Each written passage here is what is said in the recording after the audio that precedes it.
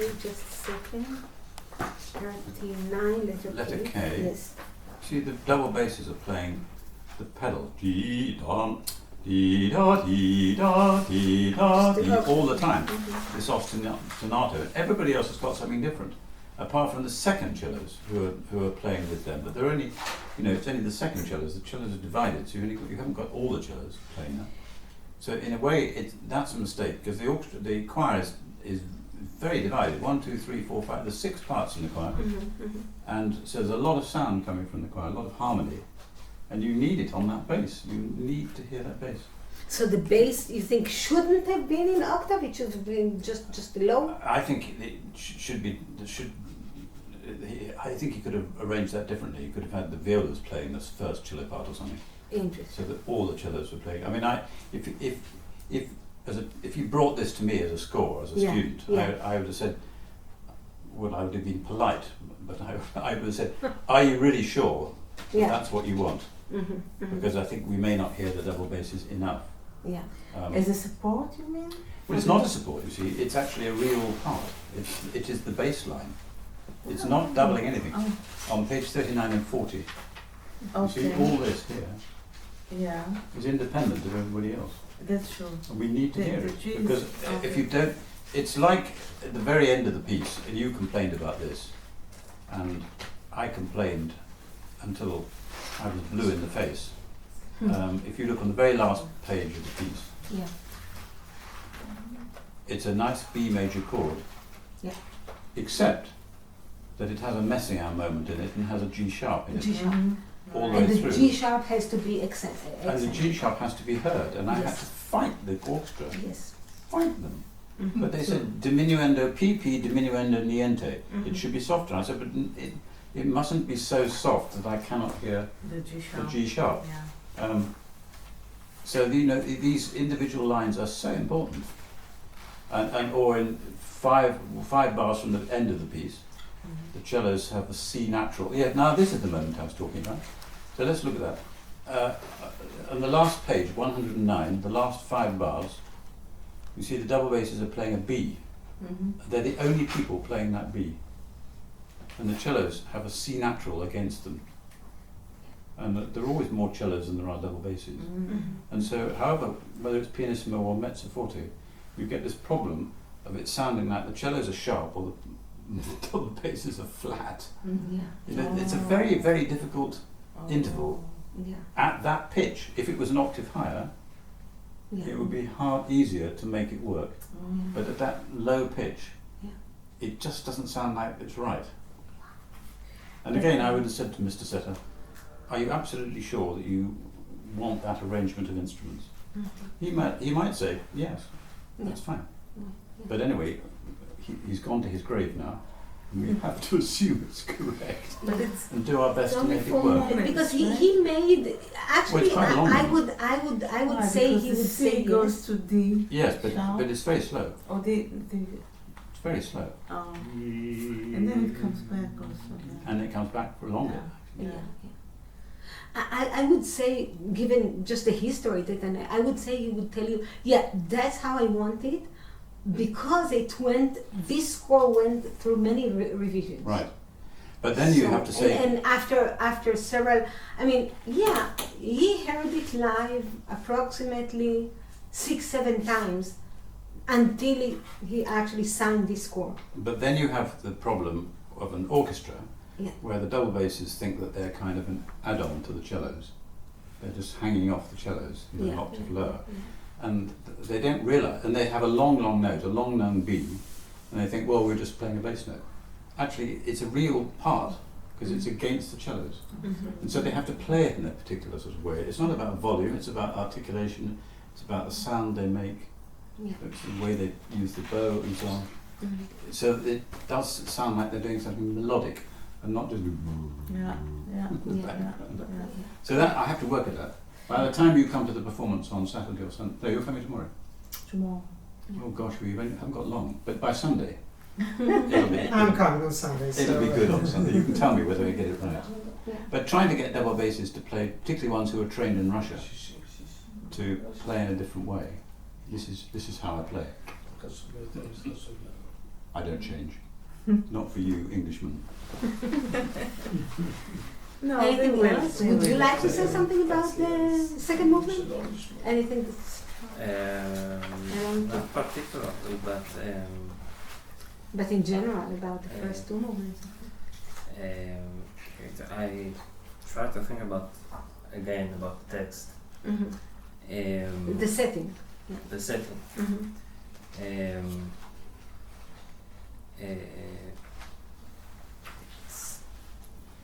I think the voice of God. I think The what? he tried to imitate the voice of God. I think The voice of? God. Oh, yeah, in a way, yeah. And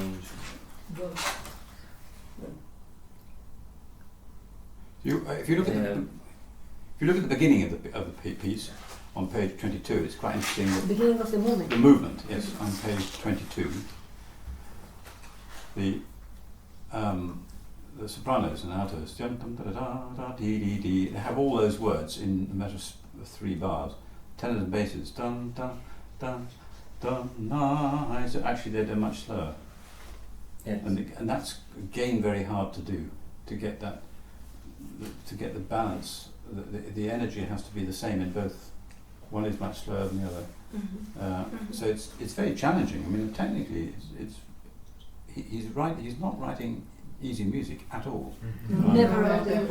I mean, from 1940, actually earlier, from 1940 to the end of his life, he never wrote any easy piece. All And then, of his pieces. you know, it's typical of a composer Mhm. to have a phrase and then repeat it. Because Yeah. if this is what Schoenberg says, you know, Mhm. but the third time you have to vary. So you look at the beginning, the sopranos have dun dun da da ding da da da da da da dee dee dee dee dee dee. But the second phrase doesn't start dun dun da da da. No. The repeat starts bum ba da da dee dee, and he does this all the time. Yeah. Every version is slightly different, and it makes it very hard to perform, but And also very interesting to sometimes listen to. very different, not even Yeah, slightly. no, but very different. Yeah. And still, that's my puzzle. And still, there is integrity. Yeah. It's like, okay, in like Arabic music, you know, they compose one phrase, and then another phrase is another word, and sometimes they connect somehow, and sometimes not. But still, there's this. The integrity is disintegration integrity. Like the fact that the structure and the, but here, you know, a phrase ends, and then there's another phrase, and it's different, and still there are 2 parts of the same thing, and I don't know how he does it because. Well, I think part of it, to answer your question, is the fact that the tenors and basses are really doing this much slower in the background. Dum dum dum dum dee dee dum dum dee dee dee. It's really quite slow, and the sopranos and altos are dancing around them. Dum dum da dee dee dee dee. So you've actually got this kind of this line underneath, Texture. this texture in the middle. Augmentation and diminution Yeah. and all that. Um, But you don't. No, the You're not combination. aware of that when you hear it. Yeah, not. In a way, it's like an essence of the whole movement, because the slow part of the tenors and the fast part of the women, we see it like the presto or allegro vivo and the meno mosso. It's like a little hint to what's going to come. And also I find a little harmonic influence of Bartók here. Could be Yeah, a little yeah. harmonic. Yeah, for sure. It's This- good, but he didn't know much this Bartók. major He didn't know minor, much this- Bartók, and not No. at that time. Ah, Later, okay. later. My brother's a composer. When he was a student, he wrote an oboe sonata, and somebody was very cross with him and said that this is plagiarism because it sounds just like Hindemith's oboe sonata. And my brother said, "I've never heard a note of Hindemith," but he obviously had. You know, Exactly. he'd obviously taken it in Exactly. without knowing that he was. He was. Yeah. So I mean, It could be. it could be influences It like could that be from influences Bartók. like You know. that. Yeah. You could hear. I know that he did listen to a lot of Bartók in the late 40s, 50s, Yeah. later. Not so much in Paris, as much as I know. Not But so much. of course, the radio was working then. Of course. Only, well, you say of course, but only And, just. and he went I to mean, many concerts. He did go so, to I mean, many, many concerts. he must have been exposed to Yes. Bartok and Stravinsky. Probably. Stravinsky for sure. I'm not completely sure about Paris of the mid 30s. How much Bartok did they play? When Between- was Microcosmos written? Microcosmos was written earlier, but I'm not sure how much of presence it had in Paris at the time. But, He became known. but somebody, one of his fellow students, my friend in Cambridge, who's now just died, she was a student at the École Normale at the same time. The same time, 32 to 37? Exactly the same time. Okay. So she would have been, it's really Interesting. interesting, she probably would have come across him. Sad that she just died. Yeah. We So I cannot ask. can't ask her, but Yeah, it's yeah. kind of. So I mean, I think there are lots of influences that you can pick up without actually intending to pick them up. Exactly. That's my point. So you hear some Bartok, you hear some Schoenberg, you Yeah. hear, okay. Schoenberg, I know that you said it, but I don't hear it in Careful. this, but I hear it a little bit in the first movement, in the slow, yeah. in the slow in the slow music, in the approach to the counterpoint. I sense a bit of it. There are some choral works of Schoenberg to biblical texts. Yeah. If I'm not mistaken, it maybe Psalms. I'm not sure, and they are very. It reminds me Similar? Yes, Yeah. the technique of using the voice one against another. Think of Friede auf Erden. Mhm. You know, What's the translation of that to Hebrew? Which one? Frieda auf Erden. Yeah. Peace on earth. Yeah, Shalom on Haaretz. and it's an amazing. It has lots of resonances of this music. Same approach. It's sort of. It sounds completely organic and completely natural, and yet again, the harmony often is a result of that rather than that. When did you write this piece? You have any idea? 1898 or something, kind of late. I don't know. I mean, sorry, 1890. it's quite early. It's Yeah. pre his atonal. It's a fantastic piece. Really? Fantastic. And piece. is that The name piece again? that reminds Frieda me? auf Like It doesn't. It doesn't We specifically remind me of that piece, but it slightly reminds me of that style. Mhm. It's a game where Schoenberg is, you know, if you think about it, rightly up to the end of the 19th century, music is dominated by the vertical.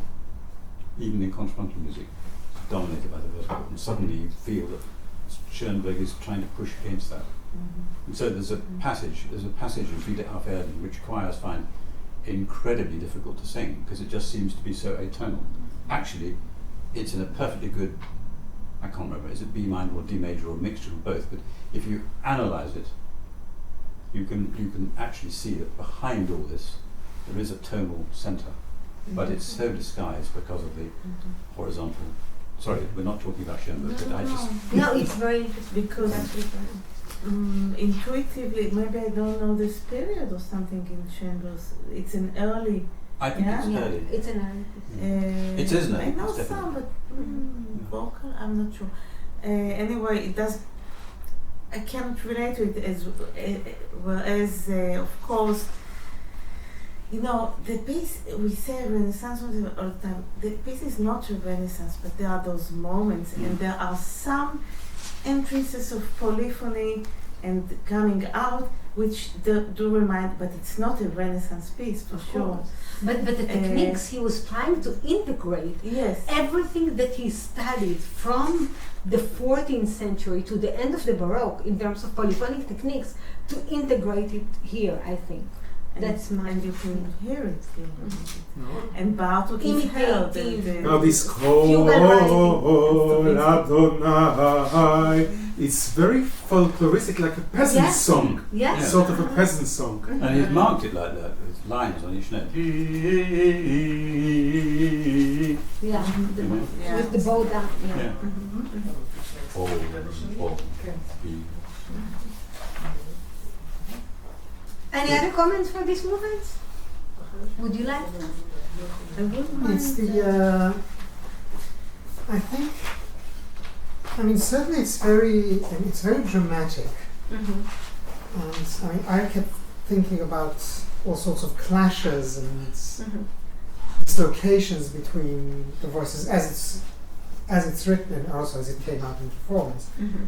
And I keep thinking that he talks in several cases about his own aesthetics.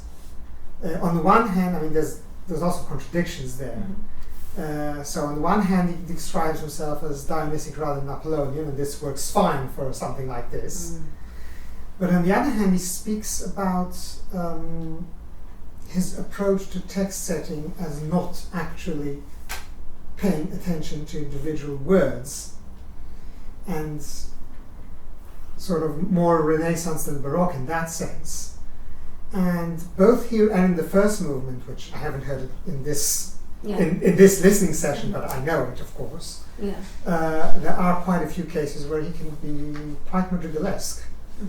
And of course, he knew Monteverdi the same way he knew, Yeah, through the same channel that he knew the Renaissance music. we were talking about that, and No. we were agreeing just that point. Yeah. That it's very, his word setting is very sensitive to the Yes. Hebrew. And it's curious when he talks about that I don't want to do, I'm talking about something he wrote, I don't remember when, but much later than this, maybe in the 70s or 80s, that my approach isn't like Lieder. And he doesn't mention the madrigals at all. Yeah. But because he connects it with romanticism, but actually the thing that he says he's not doing, and he actually is sometimes doing, is as much madrigalesque as Lieder, if not more. And Nadia Boulanger did do Monteverdi madrigals, perform them in presumably teach them while he was in Paris, so he must have been, maybe he even took part in some of these, and certainly attended them. I think there's a technical problem. Again, if you'd come to me as a student, I would have addressed it. If you look on page 49, Just wonder how much. it's perfectly clear that he wants every bar to be hit like a mallet. Dum dum dum dum dum, dee dum bum bum. Okay? But if you look on the previous page, which actually he writes, so this is bar 193, he writes cantabile. But he writes it in 38, 38, 28, 28, 28, 38. And actually, he could have written bar 195 and the two succeeding bars as one bar. So da da da dee dee dee dee dee, just a half note and then 2/8 notes. Dum da da dee dee. And it's much easier to perform because the way it's written, everyone's counting so hard. They tend to go dee Yeah. and I don't know that that's intended. No, I think not. I think it should be. My guess is this one. I guess if you've drawn his attention to it, he would say, "Okay, Yeah. yeah, you're right." I mean, it'd be quite interesting to write this out in a different way, and then get a choir to perform it. And I mean, I tell my composition students this all the time, that the way you write music has a huge influence on how it's performed. Absolutely. Sort of, I keep wondering when you mention these things, if Gary Bertini, who conducted so much of his music, tried to comment to him about such things and what came out of that. The problem being was on the one hand, Bertini was a very proficient conductor and did a lot of Setter, but on the other hand, he was initially Setter's student. Yeah. So he might have had some trepidation in Yes. coming to him with that sort of comment, even if it came to his mind, and he conducted this piece quite a lot. Oh yeah. I mean, so if you look at page 46, the first three measures on page 46, I think I would have written this as a 4/4 bar, as it were. I would have had a time signature early on a 4/4, but I would have written 3 + 2 + 2. Wait, it's 3/8 and 2/8. So it's 3 and 2 and 2. So it's 7/8 bar. What am I talking about? And just written 3 + 2 + 2. Is the wrong thing? It's one bar. You see? Oh yeah, that's how Rather you than did da it. da da dee dee dee. Because it's very hard to read that. It's very much Stravinsky. Yeah. This But kind he of writing. keeps writing cantabile. He wants it to be Yeah. smooth. Yeah.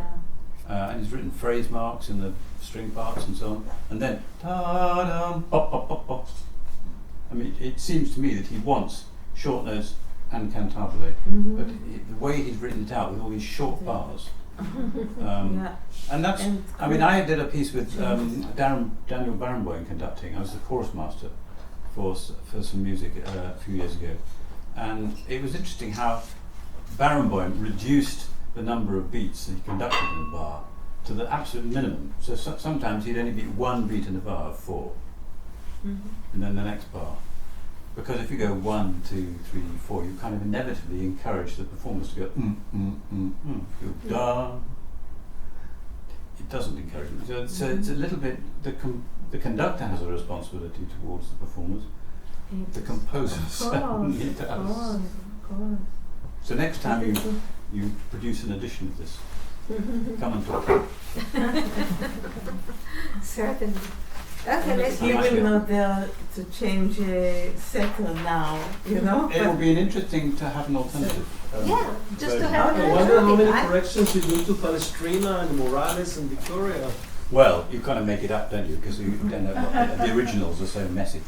In many cases, you have to kind of put your imprint on it. Yeah. But I mean, I keep saying this to students. You really do need to think how you produce a score on paper. You agree? I must say that one of the crucial problems of composition students who I met during the past years is the rhythmical realization of their music. This is very problematic. I don't know why, but many of them sort of change the natural flow. I must say this in this part. Now that you mentioned the 3-2-2, maybe he wanted this sort of hectic atmosphere. Yeah. Hectic. So you have to ask him the question. It's up to him to answer it, because he may say, "No, I wrote it like this because I want it like this. I want to encourage people to do this." But I've been fighting the orchestra, because the orchestra have been really going for they see a bar line and they automatically accent the note after it.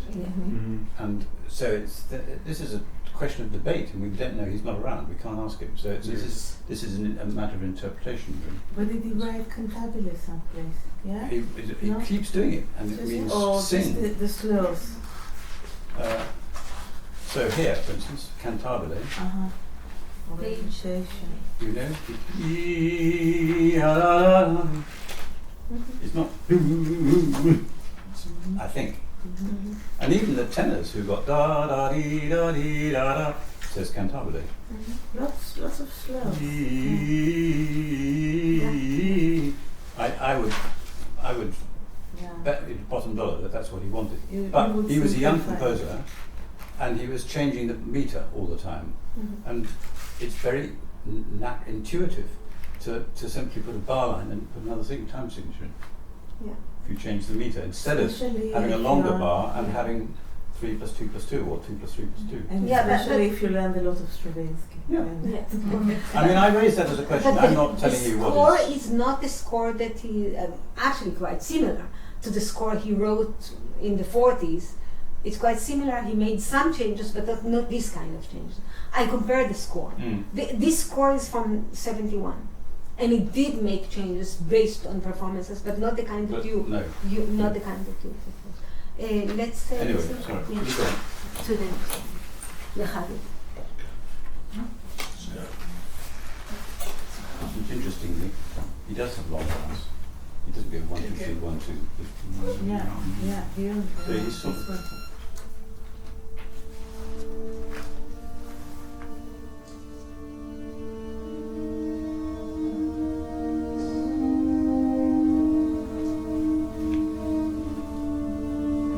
Violas, it's pianissimo.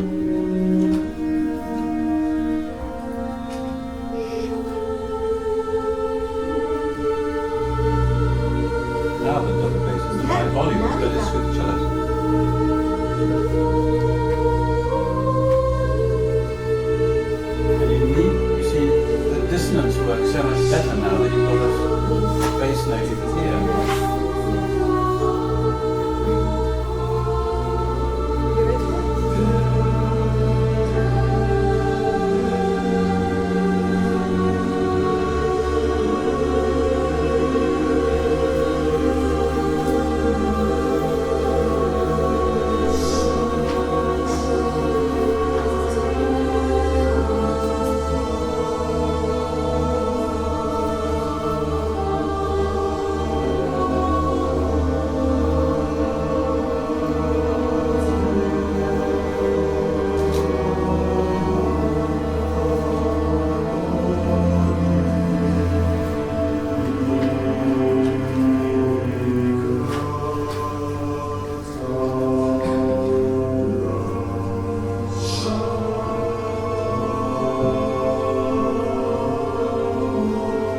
Come on, violas, keep up.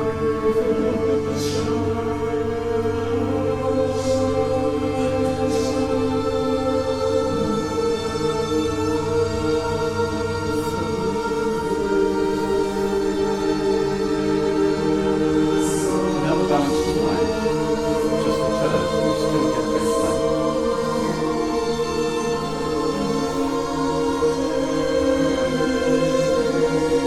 Sounds very good.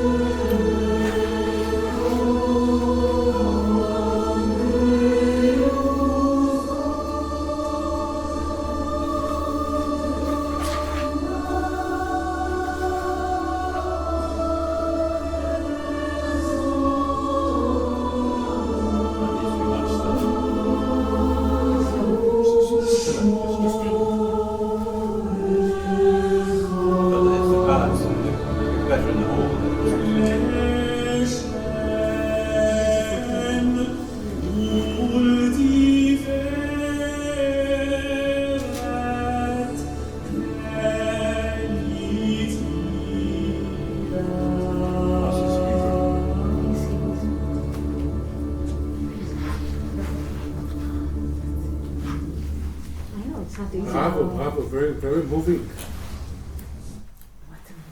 I don't understand the words at the Really beginning. touching movement. Sorry? At the beginning, we cannot understand the words. I mean, Yeah, but I cannot follow. you mean for you Till to El understand. Hamiuchad, I couldn't. It is hard to understand. Yeah, it's because it lots it's of- very very short. It's very very long. לך It's very דודי, long, it's- לקראת כלה, לך דודי לקראת כן, יש כלה. לנו טקסט. Okay. How could they do it better? It's very slow. I mean- How could we make it more clear? I'm not sure. It's up to the singers, maybe? Yeah, but what? I'm not sure it's easy to make it clear No. because it is very So very slow. long. Very, Yeah, it's about this moment. The third and the seventh are supposed to be. The seventh you can barely hear anything because it's Yeah. it's longas. It's all longer notes.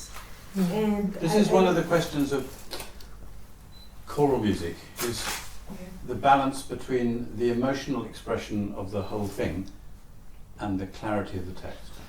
It's sometimes a balance. Also, And I remember once I was hearing a masterclass, a vocal masterclass, and I was complaining that I was sitting at the back of the building, and I was complaining that the voice could not be heard. The words could not be heard. And the guy who was giving the masterclass was a very well-known singer. Said, actually sometimes you just can't hear the words because the piano part is too complicated or the voice is too low. And what the singer has to do is to express the emotion of the text. And sometimes you just have to accept that you don't understand all the words. No. But by the end of the piece, you have to sort of have a feeling of what they were about. And I think that was a very good piece of advice. I would say more than that in this particular movement, Yes. I think he meant it to be Not clear. a kind of I don't want to say texture, but a kind of domain or whatever. What's the word? Meditative thing. איך אומרים משטח? Like a plane. Yeah. Like a plane of something. Yeah. And he knew that nobody will hear Lechadodi, which is very important, but the feeling, his own feeling of Lechadodi, which is very different from most Lechadodis ever. They've never, the first critiques in the 40s, they've never heard this kind of setting before. And the atmosphere is the main thing, and I think he knew that it will not be Lechadodi and nobody will. Yeah. No, I think there's, I mean, I've noticed, for instance, and I have noticed before, that in the very beginning, he has the sopranos and altos not singing the same text. Yeah. The soprano singing the first line, the alto singing the second line. The second verse, yeah. The Pnei Shabbat. no, the second line. Yeah. Pnei Shabbat Shabbat. Hadla. It's the second. And already, I mean, they're not together. There's lots of space between the syllables, and they're not singing the same There's text. no Okay. choice. A composer aiming for clarity will not do that sort of thing. That's course. absolutely And And then so- it's inverted with the tenor. The tenors come in with the second line and the basses come in with the first line. Yeah. So always two lines at the same So time that's, with long notes. that and- suggests that he's not interested in making the I text. think there is a point. Not- There not comes a even. point where he's very much interested in that, and something brightens up. And it's when I find it, when it comes to talking about unity, when the text talks about unity. Where is that? I'm looking for it. It's such a beautiful movement. I mean, it appears gradually, but I noticed it while I was listening. There's a point of Letter transition. D. I think letter B, exactly. Letter D. 25. And אל המיוחד. Yeah, but there's the it Yeah. comes together here, but it starts emerging even before that. Even in letter C, you have mean- already the transition Yeah. towards clarity yes. already. I mean, it's interesting if you go back to pre-Palestrinian counterpoint. I mean, Palestrina has rules about text and clarity of text and so on. Pre-Palestrina, it's not so clear, and you very often have a counterpoint where the four voices are they're singing the same text, but they're misaligned. So you might have, are against men, against the, against God, different vowels, let alone different anything else. So you kind of simply can't hear the words. I mean, you can't hear the words. And maybe he's just thinking back to that idea. If he'd studied early polyphony, then He did. he would have been aware Yeah. that and that's a rather special effect. And it's true in polyphony that the voices will very gradually coalesce, and then you'll get a passage in homophony where you can hear Yeah. text like credo in unum. There's sort of strong text. We want to hear that as one, and not spread out. And so it's very much in evidence here, and I think I felt also when I was listening to it on the radio yesterday, and now again that it came out particularly well in your performance. This sense of brightening and coalescing. First of all, the sense of minute clashes and disjunctions early on came out more clearly, and then against that backdrop, having the clarity when it comes, it's even brighter. I mean, it's a wonderful moment when you suddenly get this luminescence on Adonai in bar 38. It's wonderful, that D major chord. It's perfectly. That's a kind of magic moment D for me in the major. whole piece. That D major. So you had And again, it's the affair with same. D major. It's got. I keep finding these things. Da da da dee. That rise, which is da da da dee from the beginning inverted. It keeps coming back to those lines. And then the bass is 2 bars later. Da dee dee dee. It's the rising fourth or the falling fourth, which of course is very much part and parcel of Renaissance rhythm. Keeps coming. But the D major is. And the D major is a marvellous moment Yeah. because the strings are already on it. Yeah. There's one thing that I think didn't happen last night, and that's the very end of the piece. It's a pity that we have da da da da dee da da, and we lost the A from the chord in the tenor. I must tell him tomorrow to breathe so he can hold it, because actually we need to hear, because it's not in the choir part. Yeah. It's only in the Actually, it violins comes who are out. very quiet. So really, the only person with an A Mm-hmm. is the tenor, and it's a pity if we just go down to a D. But anyway, that's Also, the Hebrew is very rhythmic language, and here in this movement, this sort of slow motion, Yes. it's almost sound like Latin. The Hebrew almost sound Yeah. like Latin. okay. This is like expressive calligraphy. Let's say, because She's a painter too. I forgot to tell you. She's on. no, the thing is, I use text, but it's not all. It's many times not readable, and the text is the material for the art, but not and this too, not in order to be clear. Great. Here we go. And before we, sorry, can we stop a minute? Before we hear this movement, the viola has the twiddles in the da dee dee dee da dee da. It's kind of wailing. He doesn't quite wail enough. He's not a wailer, the viola player. I'm working on him. I hope you wail for you tomorrow. So you This is talk to just him a about reduction, making it not as pure sound, but a little Just- bit more. Just have more Express- freedom. Yeah. The thing is, the way to play this is you have to be able to read it exactly as written. Da da da dee da dee da da da da da dee dee dee dee dee. You have to have that absolutely in your head, Yeah. and then put it And then around. put it- And he doesn't have that. He doesn't quite understand that concept of playing something in strict rhythm Yeah. and then playing around with it, Yeah. which makes it much more subtle. You know. Yes. But anyway, he's working. His intentions are good. Just to be sure, he didn't mean originally that an organ will be here. No, It's it's just a That's a reduction. reduction. Okay. No. Yeah, but see, take a look at page. You know what he meant exactly. You have on page. Actually, which page is it? This is 876, page 6. Oh, you couldn't do it. You can do it by with organ. Exactly. Soloist, mixed, choir, and organ. You could do it with organ. Exactly. Oh. Exactly. Good He luck. did mean to. Good luck to the organist. Frankly. I don't think it ever. I'm kind of wondering We because don't have any the recording. organ reduction. Or Yeah. okay. The organ reduction was done by another composer, Karel Salomon, Yeah. Oh. Yeah. and it says on the first page, on Yeah. page 7. Mhm. Presumably, I assume with Setter's approval and probably commissioned by Vili Elias, the Yeah. publisher. Yeah. And you would, on the one hand, you would think that something like that was created for a specific pragmatic purpose, but on the other hand, I don't know that this part has ever been used. Yeah. The organ. You might do it in Cambridge with the Yeah, but organ, I'll just right? show you one thing. Just one bar on page 45. Page 45. Okay. Now, if as a reduction in bar at letter N, as a reduction, the organ part is fine.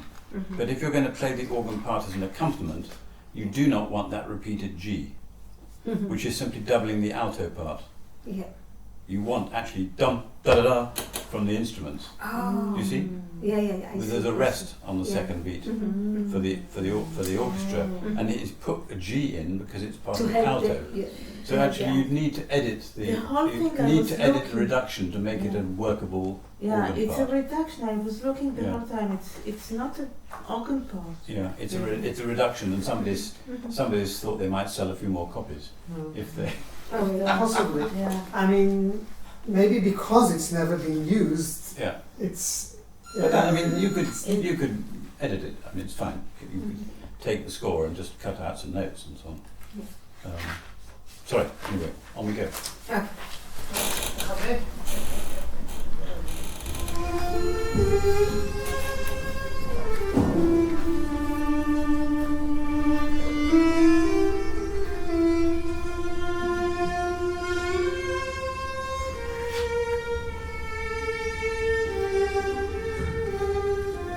He makes a nice sound.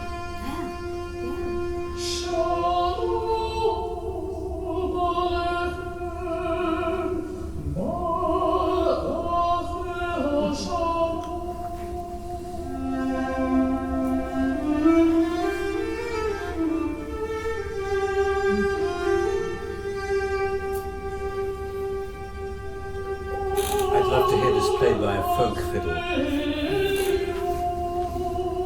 Especially to this movement, I know.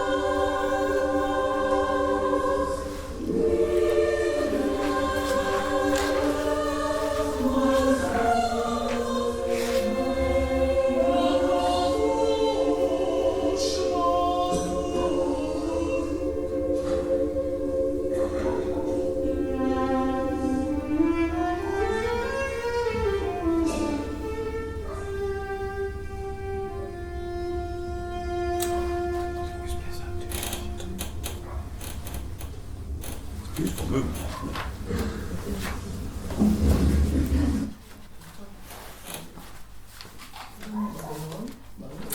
It's difficult for the audience Oh, it is. because it's so minimal. So Typical lots of audience. coughing.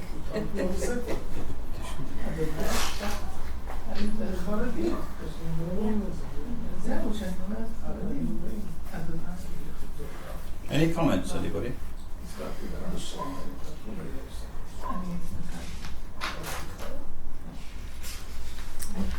Actually, it's an a cappella movement, right? With interruptions of viola. Yeah. This is completely new. It was not. He didn't do it before. Not did And he- do it before. That's the first movement. Yes. It's not. For my money, it's not the right sound yet from the viola player. It's not quite restful enough. He plays it well, but he doesn't play quite the right sound. It's a bit too. It's a bit too. You know. It's almost like he's playing to himself. Should be. Suppose, yeah. It's like he's. Thoughtful. It's a it's- thoughtful melody. Yes, it's like he's in his room at night. Mhm. kind of Maybe playing say- very quiet. You're walking down a street and you suddenly hear this sound in the distance. And you stop and listen. You're not quite sure where it's coming from. It's a bit too present. Do you agree? Yes, Absolutely. yes, totally, I totally. can hear But that. he only, I made a translator. He doesn't speak, he speaks Russian. He speaks no English. And I'm not even sure he speaks much Hebrew, frankly, the Really? other player. Okay. So tomorrow I must make sure I have a translator with me and Yeah, talk to yeah. him.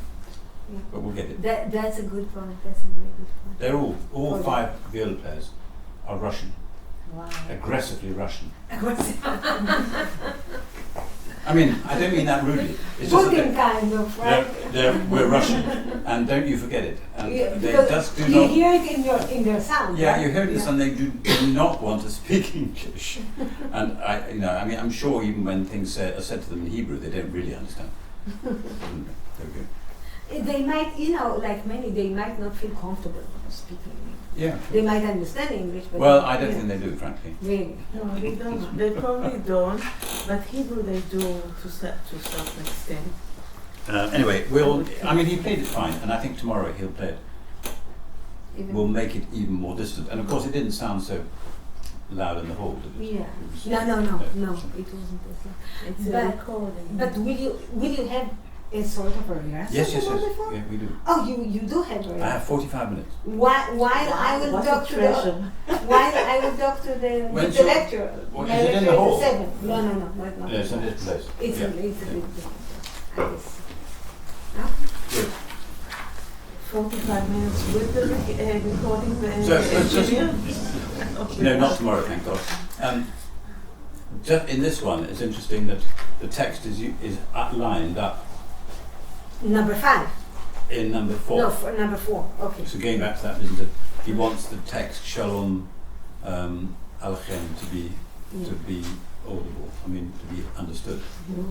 Yeah. So here it's Which I think it was. Was the text okay from the choir? Oh yeah. Yeah, it was great. So it's, he has this responsorial, the soloist, which already is just one voice, Mm. and then when the choir repeats it, Yeah. it's a very different approach from what he did earlier. It's a movement about clarity. Yeah. And one of the things that's folky about it is he sticks in these accidentals. So, for instance, the first entry, the second entry of the alto sing da dum da da da da da dee. So the F sharp and the F natural, and you've kind of got to make something more of the F sharp. Dum da dee da da da da da dee. It's not quite expressive enough yet.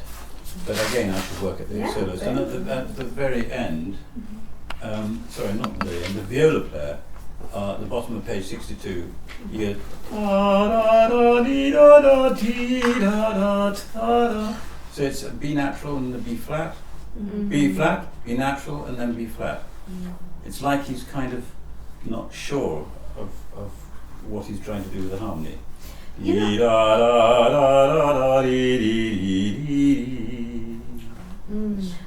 I don't know what it makes, if you make sense of the whole thing in terms of Orlini or maybe Schenkerian analysis, but this movement was written with 6 flats. He just transposed it originally in 1940.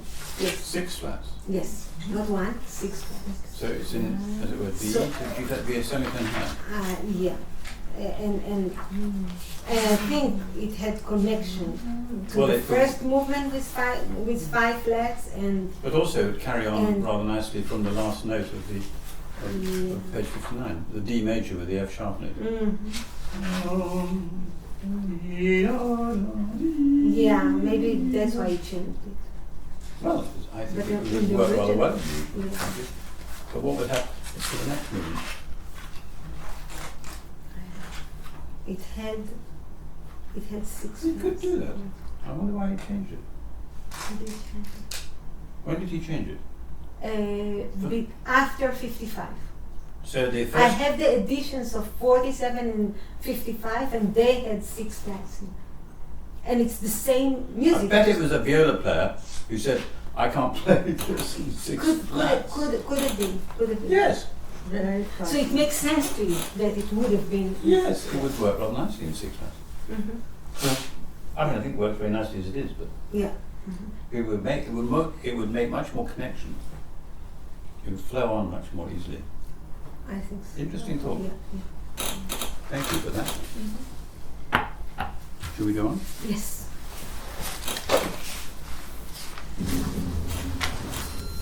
This is the soloist, right? Hmm.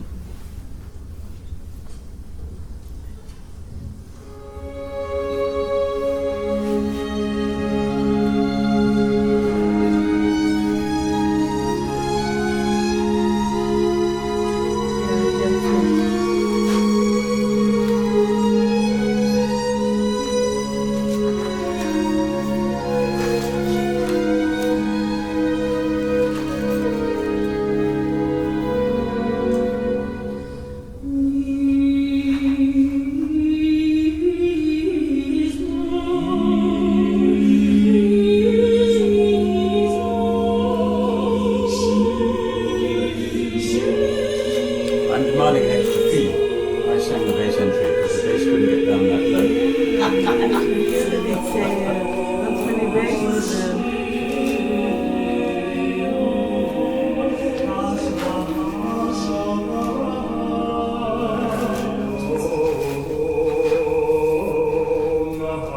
He sings that very well.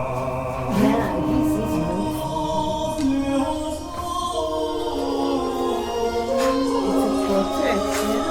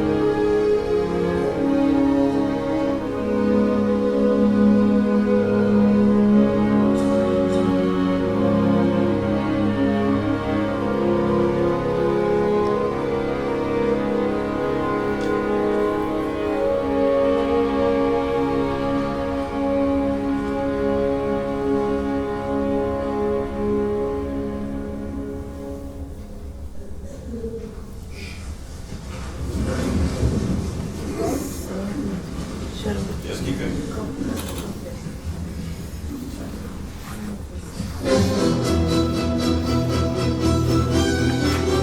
C'est la renaissance presque.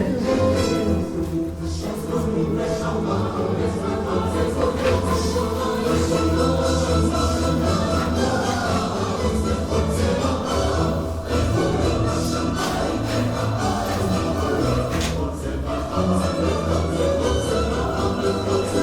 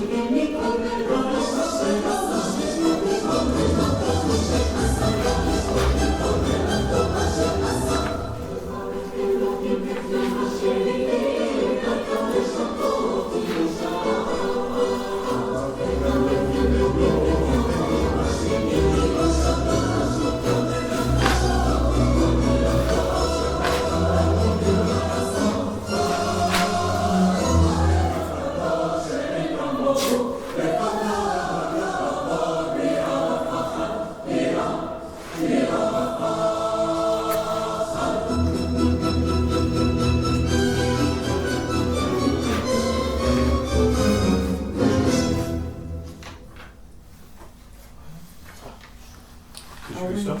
Yeah. What? Shostakovich. Shostakovich, Yeah, sure. Bartok, and Stravinsky together. Isn't it interesting how we've identified so many different things, and yet it all seems like one piece?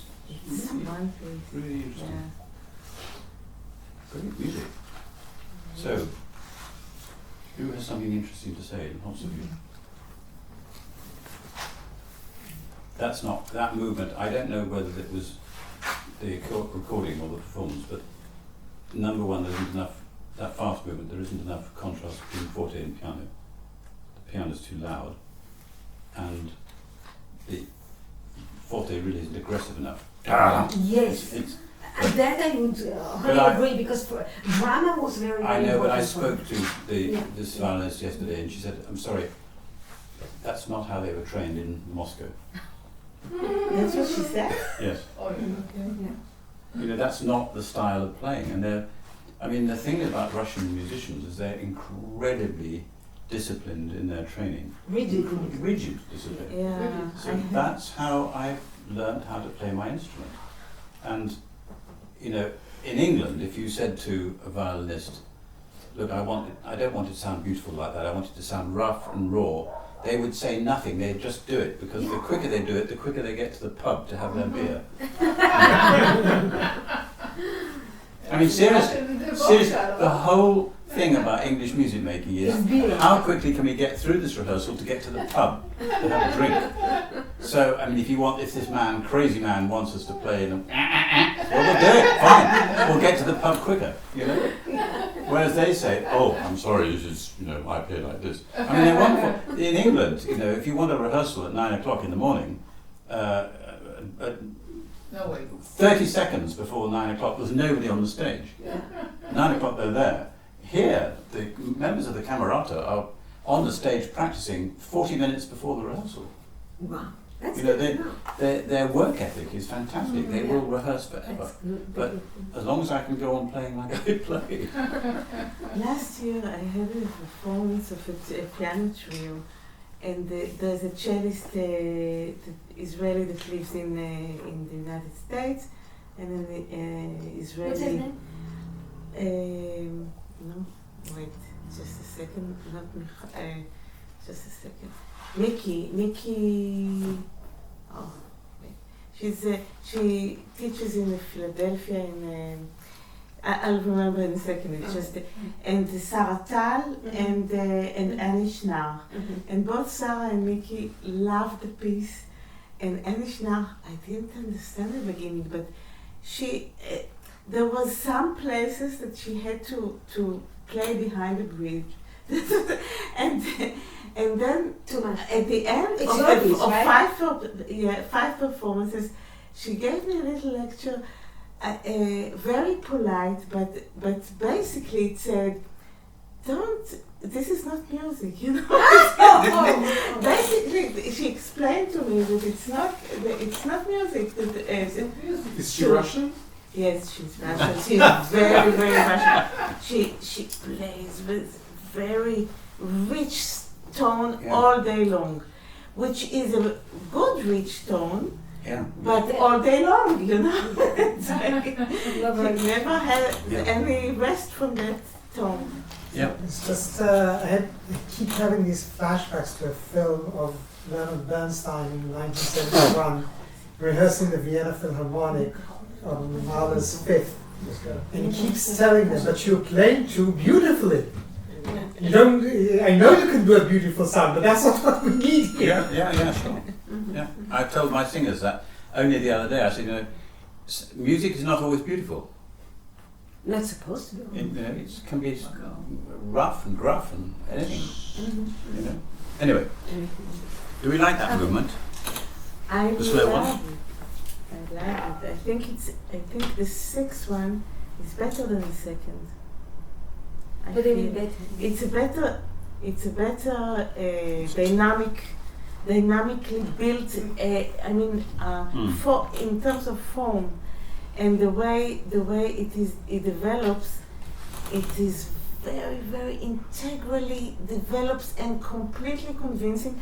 Not that the second movement agree. is not good. I completely agree with you, and I have a good friend in England who's a very eminent composer called Giles Swain, and he writes completely uncompromising music, and which is very difficult to rehearse. And sometimes I've told him, you know, frankly, it's not worth the rehearsal because people are so worried about it. You can actually simplify the music and make the effect greater. Yeah. And I worked with him for about 10 years, and he was writing pieces for my choir, and suddenly he started to write simpler music. It still sounds like him, but it's easier to perform, and and therefore the singers do it with more confidence, and it's more pleasure, and it's more successful from the audience point of view. So composers also need to know that being complicated is not necessarily a sign of greatness. Absolutely. That's what I teach my students all the time. Yeah. But I think that's interesting, that movement, because there's a lot of it which is quite Arabic or whatever, but Really? Middle Eastern. These intonations. I mean, of course, if it was really Arabic, you'd be using microtones and all sorts of things. But it's a kind of polite. You're talking about the sixth movement? No, fifth No, movement. fifth. We're talking about fifth Yeah, of course. So if you look at bar 55, the soprano sing.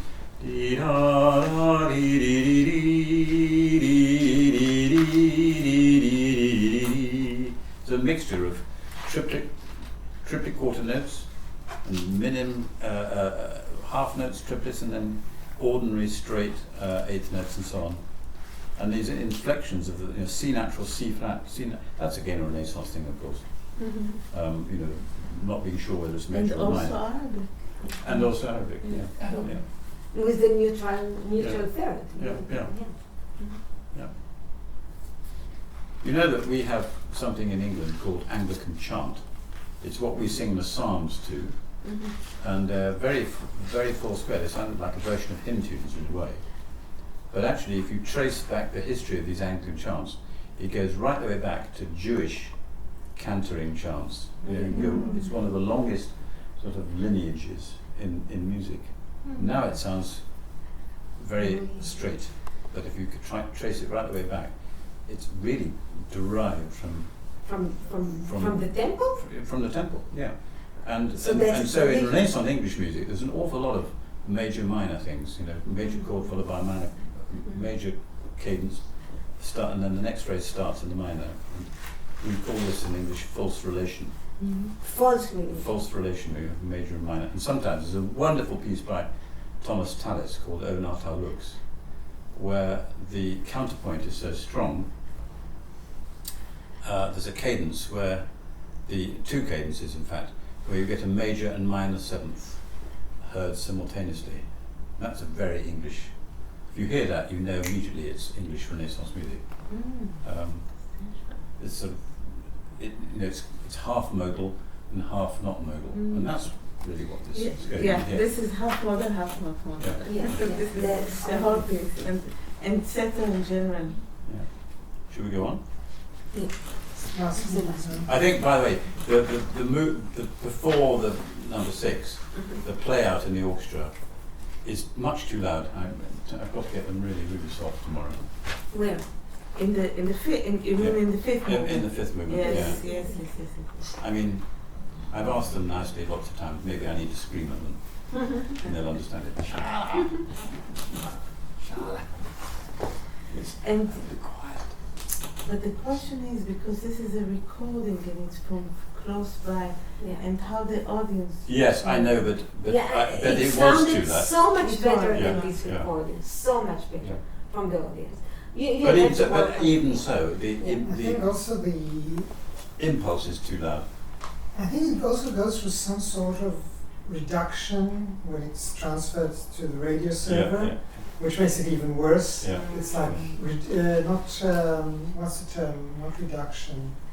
Redacted, no. Compression. Compression. That's the word I was. I think that. Yeah. I think if you took the original recording, that same recording, but without the compression, you would already Yeah. release a few things. Anyway, I mean, we're here. I mean, I'm not an audiophile, even I can tell. No, but you could think.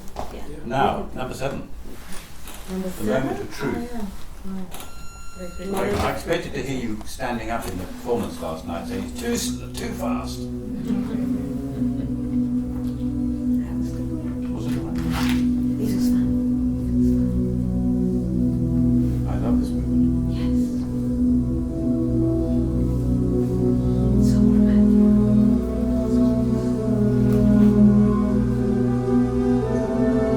It was too loud.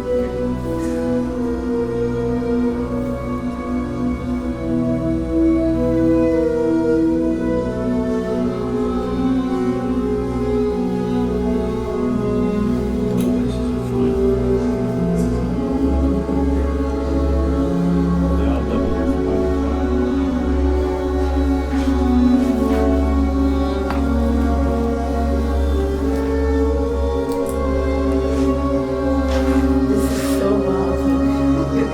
Shall I stand? Yes. So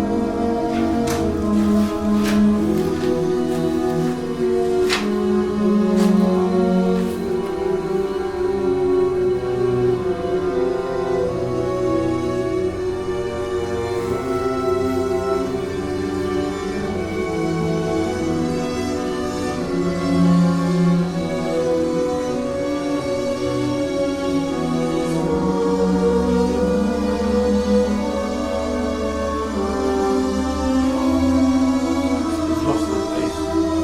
Not the other bass.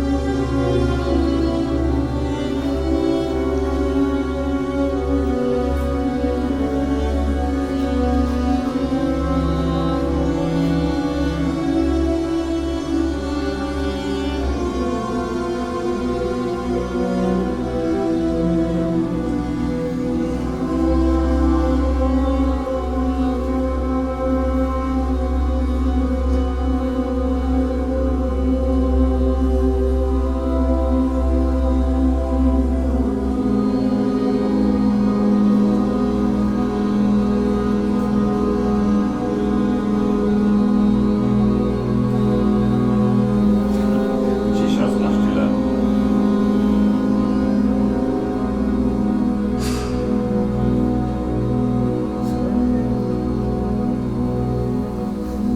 But it was inaudible in the other recording, so that was actually nice.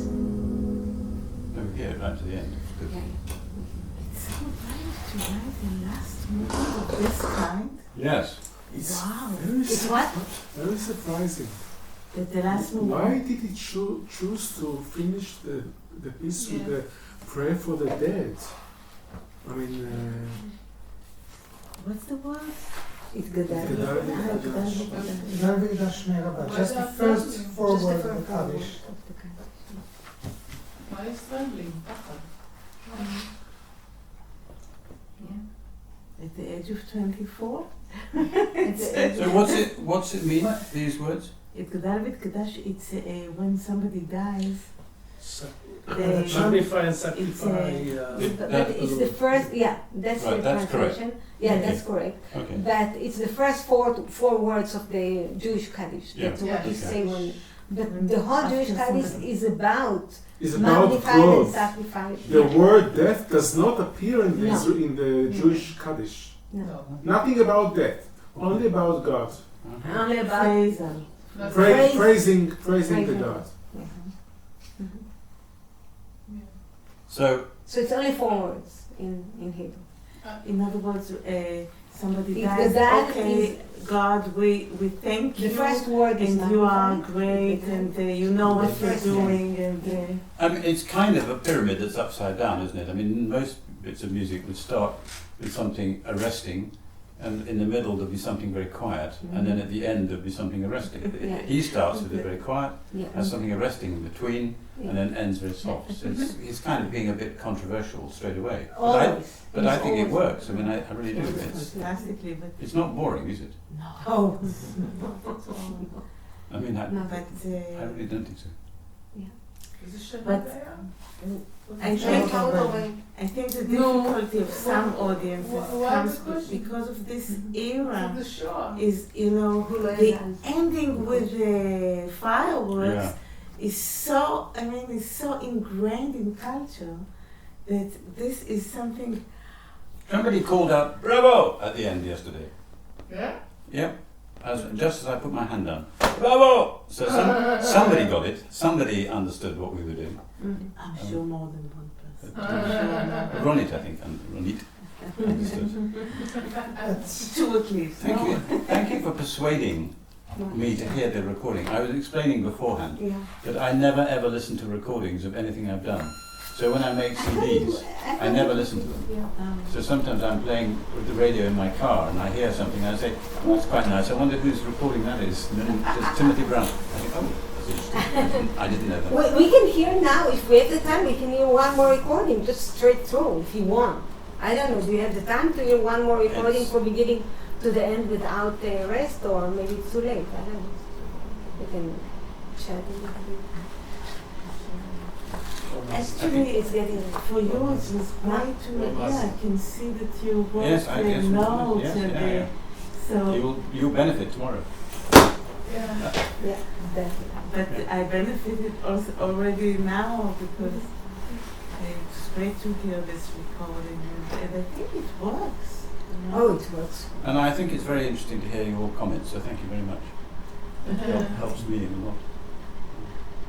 Thank you. Thank you. Thank you so much. And about listening to, listening to another recording, for one thing, it can be very interesting. It is something that the musicologist would really love to do all the time.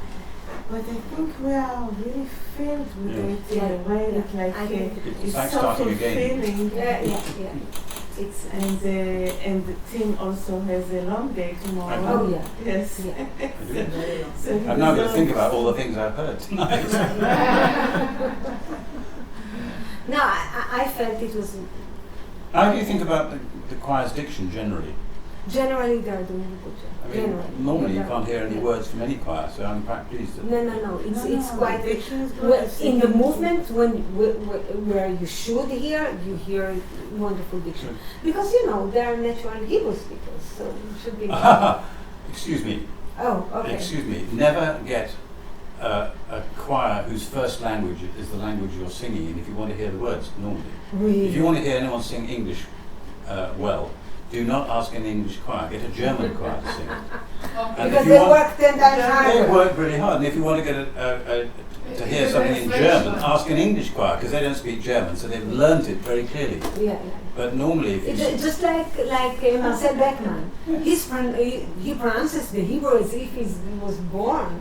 well, I mean, He so did a good job. in England, if you speak English now, you leave out the consonants. Yeah. Yeah. So behold my God would be behold my God. So that's how they sing. And so you say, I need to hear more D, I need to hear more D. Germans learning it would learn it. They say, behold my God. Great. In French is a problem too. Yeah. In French. I So, I mean- understand French. Yes. French too. Yeah. I don't Yeah. But the accent still, know. when I had pieces done in Germany, it was Hebrew in German accent. Oi. It was nice, it was nice. You heard what from Marcel?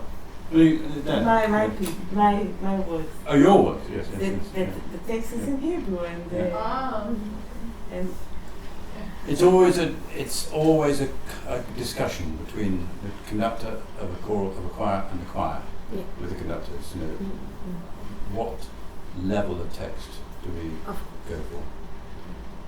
Thank you so much for Thank you, everyone. arranging this. you. Really. Oh, yeah, of course. Thank you. Thank Kobe and Nomi. Absolutely. That's Thank you for everything that you said. And It's thank you. very You're interesting. the leader of this gang. Thank you, Ronit. Absolutely. Very kind.